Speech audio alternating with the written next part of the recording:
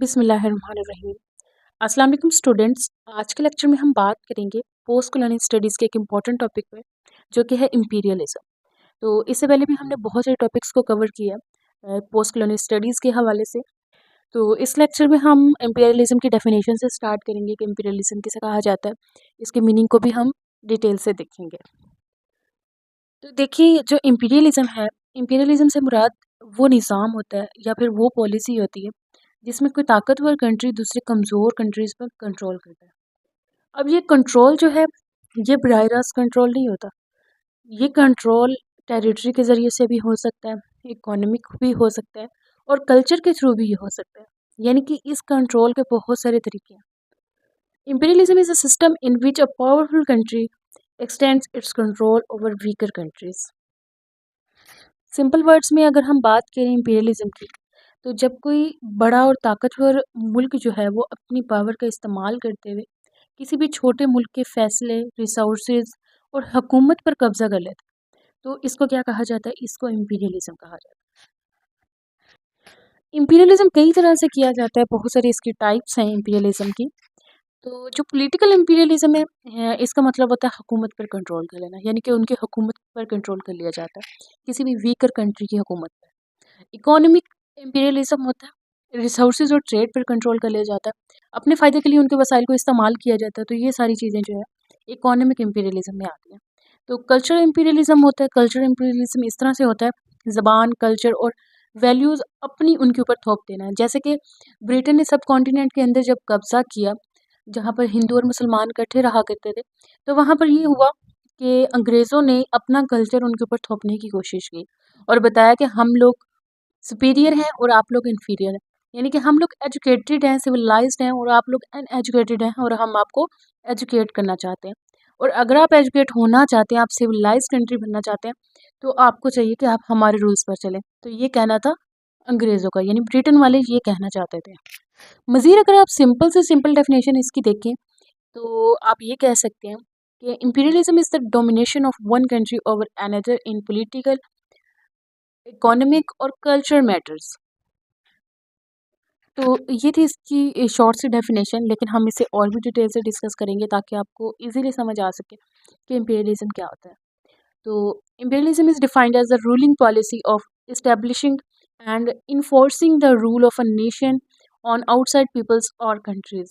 imperialism एक ऐसी policy है, एक ऐसा निज़ाम है जिसमें कोई भी कंट्री अपनी हुकूमत या कब्ज़ा कर लेती है किसी अदर वीकर कंट्री पर, यानी कि कोई कमज़ोर कंट्री देखती है जिसको वो अपने कब्ज़े में लेती है और उससे सारी चीज़ें करवाती है, उसके ऊपर रूल करती है और उससे अपने सारे काम करवाती है और ज़बरदस्ती उसको वो चीज़ें माननी पड़ती हैं। अब जो इम्पीरियलिज़्म है, इसकी कई तरह से इम्पीरियलिज़्म किया जाता है। अक्सर औक़ात फ़ोर्स या जंग के ज़रिए से किया जाता है, लेकिन इम्पीरियलिज़्म सिर्फ़ जंग से ही नहीं होता, बल्कि इकोनॉमिक और पॉलिटिकल कंट्रोल के ज़रिए से भी होता है और आज भी ऐसा होता हुआ दिखाई देता है। जैसा कि आपने देखा होगा कि बहुत सारी वीकर कंट्रीज़ जो हैं, वो कर्ज़दार होती हैं पावरफुल कंट्रीज़ की और उन्होंने वहाँ से कर्ज़ लिया होता है, जिसकी वज़ह से वो उनकी हर शर्त को मानने पर मजबूर होती हैं। The term comes from the Latin word imperium which means to command. अगर हम imperialism के वर्ड का लफ्ज़ी मीनिंग देखें, तो अब यहाँ पे हमें ये पता चलता है कि imperialism का जो वर्ड है ये लैटिन ज़बान से निकला है। ये लैटिन ज़बान के लफ्ज़ imperium से निकला हुआ है और जिसका मतलब होता है हुक्म देना या फिर कमांड करना। तो ऐसा ही होता है, जो पावरफुल कंट्रीज़ होती हैं वो क्या करती हैं, वो हुक्म देती हैं वीकर कंट्रीज़ को और उनको अपने कंट्रोल में करती हैं। अगर हम इम्पीरियलिज्म के रीज़न्स की बात करें, इसके असबाब की बात करें, तो यहाँ पे कोई एक सबब नहीं है इसका, इसके बहुत सारे असबाब हो सकते हैं। इम्पीरियलिज्म के रीज़न्स के अंदर इकोनॉमिक है, पॉलिटिकल है, मिलिट्री है, कल्चरल है, यानी कि जो अक्सर खुद को सुपीरियर समझने से आते हैं। मोरल और रिलीजियस रीज़न्स भी इसके अंदर शामिल हो जाती हैं कि कोई भी पावरफुल कंट्री जो है वो खुद को बहुत ही आला समझने लगती है, खुद को बहुत ही ज़्यादा पावरफुल समझती है और वो डोमिनेंस शो करती है बाकी कंट्रीज़ के ऊपर। बाकी जो वीकर कंट्रीज़ हैं उनके ऊपर अपना डोमिनेंस शो करती है और सुपीरियर बनने की कोशिश करती है। अब जो ये रीज़न्स हैं ये सिर्फ़ नए दौर में नहीं आई, ये पहले भी हो रही थी और अब भी इन्हीं रीज़न्स की बिना पर वीकर कंट्रीज़ को कंट्रोल किया जाता है, उनके ऊपर डोमिनेंस शो किया जाता है और उनको ऑप्रेस करने की कोशिश की जाती है। अब जब वो इस तरह से लोगों को ब्लैकमेल करते हैं, इस तरह से उनको इसके अलावा बहुत बड़ी वजह है, वो है डिज़ायर फॉर एक्सपेंशन।